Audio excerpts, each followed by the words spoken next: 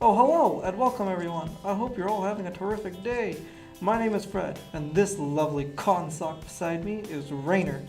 Today, we are. Hey, don't forget our other guest. Alright, and Grr. Hello. Almost dropped the bomb there. That's the joke. Let's just give the lovely people what they want. Let's get this motherfucker on the road then. Today, we will be talking about the Boston bombing. Here's what we're going to be going over.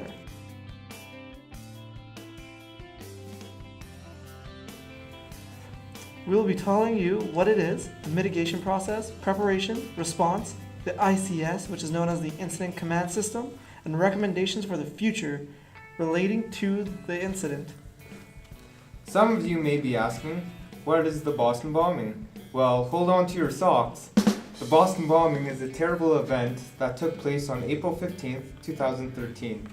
It involved two homemade bombs and two schmucks by the names of, we don't know how to pronounce their names, so we're saying Schmuck 1 and Schmuck 2. These schmucks set off two bombs during the Boston Marathon that unfortunately led to the death of 3 people and injuring many others, including leaving some of those people without limbs. Leaving off where Rainer was talking, it left a tremendous amount of people injured after the incident. 3 days later, to be in fact, the FBI released the images of the 2 suspects, which were the 2 individuals we just mentioned. They kidnapped a man in his car, had a shootout with the police near Watertown. Tamerlan, which is schmuck number 2, was shot several times and then ran over by his own brother. Sibling rivalry, am I right? That's the joke. Dazoka, schmuck number 1, escaped from the police and a manhunt began on April 19th. He was eventually found, shot by the police, and sentenced to death. Ah, another sweet ending to a Disney story. On to the next thing on our list. Mitigation. But Fred, what is mitigation? That's a good question. Take it away, Gur. Well, kiddos, listen well and listen good as I tell you the story of Darth. Mitigation, wrong thing. Oh, sorry. Well, mitigation can be described as measures taken to reduce the likelihood of occurrence for a given type of risk event, or of reducing its effects if it were to occur. Norman Freer. Prior to the Boston bombing, starting at the beginning, the mitigation strategies they had played out were that the beautiful people in charge of the public safety and public health came together and built a young, loving, growing, trusting relationship that would help them prepare for incidents at the marathon and future endeavors. Due to this, they had experts whom have worked on previous marathons to help them. If something were to happen at the marathon, they would be quick to rush the contestants to the hospital. To avoid everyone just relying on the paramedics, there were tips and training programs put into the Boston Marathon sites to avoid injuries that could happen during the race. They were prepared for MCI. Did you say STI or MCI? MCI, otherwise known as a mass casualty incident, and that the race did take place around a lot of trauma centers. If you look into this juicy slide we have, you can see a track of the Boston Marathon and a link that you can send to their training programs. Now that I've done my part, I think it's time to pass this Olympic torch on to Fred. Alright. It's my turn. I'll be covering the next subject, which is preparation. This can be described as those activities performed in a community to prepare it for an occurrence of a hazard event and to ensure that the response to the event, as said by our friend Norman Bates. Farrier. That's what I said. No, you said Bates. I definitely know that's not what I said. On to preparation. The emergency responders needed to be ready for 27,000 runners in case anything were to go wrong. They had many ways to be prepared for this, such as having a medical tent set up at the end of the race. All the hospitals on alert in case something were to happen. The medical tents that were set up at the end were designed to take 2,500 runners in case of an emergency. And the EMS tent that was already set up, they were ready to take 200 to 250 people to the hospital if required. A lot of the doctors and nurses that were working at hospitals have had experience on the battlefield at some point. in their life as war doctors slash nurses. So they were already experienced with some of the worst situations. However, nothing could prepare them for what befell them that day. The police and everyone involved responded very well to this incident. Hey! I'm the one who talks about the response. Relax, take it easy. What? I said, Relax, take it easy.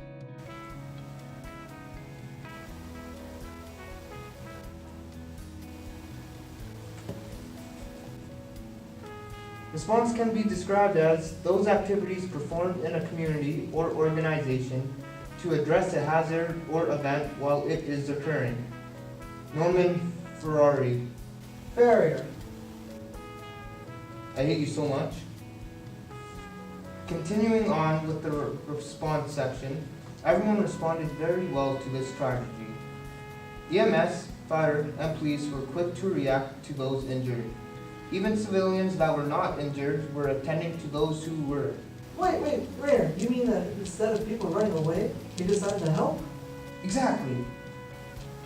That makes me happy. I think I'll treat myself to a pineapple today. Save some for us. Moving on. Due to the explosion being close to the finish line, the paramedics were able to start treatment immediately, and coordinating with hospitals right away to start patient transfer. Did the ones who made it to the hospital survive? Let me talk and you'll find out. Okay. Because of how well everyone was communicating with the hospitals and the speed of everything, all patients made it to the hospital actually survived. The health department went the extra mile to figure out which patients were at which hospitals to reunite family. The same night, the health department and fellow agency worked together to set up drop-in centers to offer counseling and support. They also helped those who came in from out of town and were stranded without money and identification. I'll take over the next part of the response, Rainer. You need a fruit break. Thanks. Now where's that pineapple? Now it's time to look at the command being born. Kind of like childbirth. This command center literally began to form right after the bomb went off. When senior law enforcement officers and emergency management officials came together on Boylston Street and began commanding the priorities. Less than 40 minutes following the explosion, the UC eventually shifted to a UCC, otherwise known as the Unified Command Center. It was established at Westin Hotel. The UCC would ultimately include the governor, mayor of Boston, secretary of the Executive Office of Public Safety and Security, the MEMA director, Massachusetts State Police Superintendent, BPD Commissioner, Boston Fire Department Commissioner, Boston Emergency Medical Services Chief, Director of the Mayor's Office of Emergency Management, May, Adjutant General, Massachusetts Bay Transportation Authority Transit Police Department Chief, and FBI Boston Special Agent in charge. The UCC made decisions on initial law enforcement response and investigation issues, which included securing the crime scene, determining the extent of the ongoing threat, and protecting critical infrastructure, as well as managing the runners evacuated off the course. Now then, let's talk about the day after the explosion. I'll take this one. The day that followed, after the explosion, there was still a significant amount of communication and cooperation among everyone. Continued support from law enforcement activities and the mental and human services to survivors, the families of the deceased, the runners, and other individuals who were greatly impacted by the incident. Local and state law enforcement worked with the FBI to secure the processing the crime scene. They also responded with an increase in calls for suspicious activities and suspicious packaging. They would conduct the investigation. The city of Boston opened a reunification center at the castles at Park Plaza facilities, or known as the Castle, to assist affected individuals and runners. Over the course of its operations, the Castle provided services to an estimated 1,500 individuals. Now let's talk about the emergency declaration and the shooting of the MIT officer. On April 15th, President Obama, He was the best one. Trump and his cult disagreed. President Obama issued an emergency declaration for the incident shortly after the FBI released photos during a press conference of the two suspects. That night, Officer Sean Collier of the Massachusetts Institute of Technology, MIT, Police Department was fatally shot as he sat on patrol in his marked police vehicle on the MIT campus in Cambridge. Suspects fled to a Mercedes and carjacked it with the vehicle owner still inside. They eventually stopped at the gas station in Memorial Drive, and the victim escaped from them and then called 911. Now, I'll finish off its response section. The first interaction with the police. They found the vehicle near Watertown. A Watertown officer responded quickly and found the vehicle and identified it.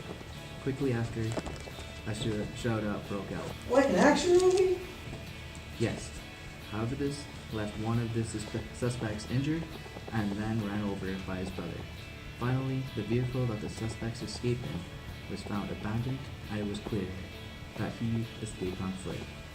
Well, jetpacks aren't exactly a thing yet. UCC requested the Tactical Law Enforcement Commandos developed a grid search plan to conduct house-to-house searches within the secured perimeter. Interagency, Interjudicial Specialized Weapons and Statistics, or known as SWATs, teams were deployed to support this mission. Watertown PDs received a 911 call from a resident reporting a sight of the suspects in a waterized boat parked in his yard. Officers immediately responded to the home. Without moments, more than 100 officers had gathered in front of and behind the home. Several moments later, a responding officer fired his weapon without appropriate authority in response to perceived movement in the boat. Shooting continued for several seconds until a senior officer ordered a ceasefire. After the MSP Air Wing's infrared camera confirmed that the suspect was alive, the law enforcement officers made several attempts to coerce the suspect from the boat. After nearly 2 hours standoff at 8:41 p.m., the suspect emerged from the boat. He was arrested and transported by ambulance under heavy guard to Beth Israel Deaconess Medical Center. A press conference was held announcing the capture of the suspect. Hold on to your shoes, folks. We're almost done. That was the end of our response section. Now we are moving on to some new torture.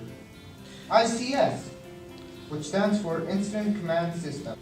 And ICS consists of an overlord known as the Incident Commander. Then its minions follow through as the Operations Chief, Planning Chief, Logistics Chief, and Financial Chief. Breaking it down, when it comes to the incident of the Boston bombing, those in charge of these would have been, starting with the Incident Commander, is the governor named Denville Patrick. The Public Information Center had the Secretary of the Public Safety and Security. The Operations Chief is Massachusetts State Police.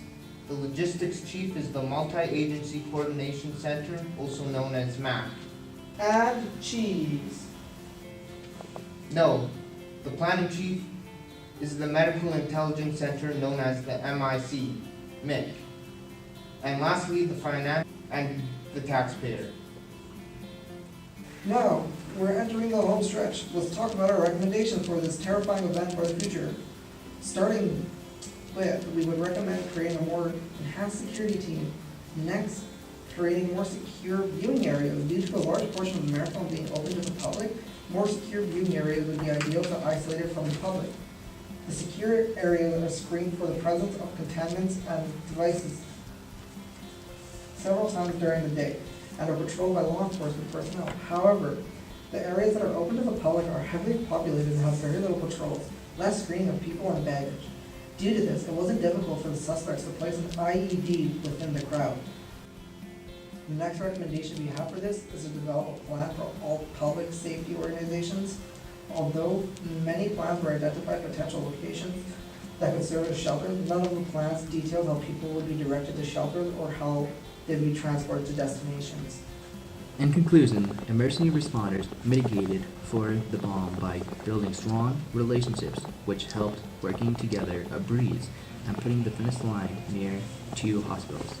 They were also prepared for mass casualties. However, they did not expect there to be a bombing, which made the response a lot better due to what the responders had to work with. They were never expecting to save the amount of lives that they did, and the police quickly arrested the suspect in a manner where there were not many lives were at risk. ICS commands was formed in a quick manner which prevented more lives to be lost. Lastly, the recommendations that would have helped is a better security and a better public safety plan. So don't go bombing races, people.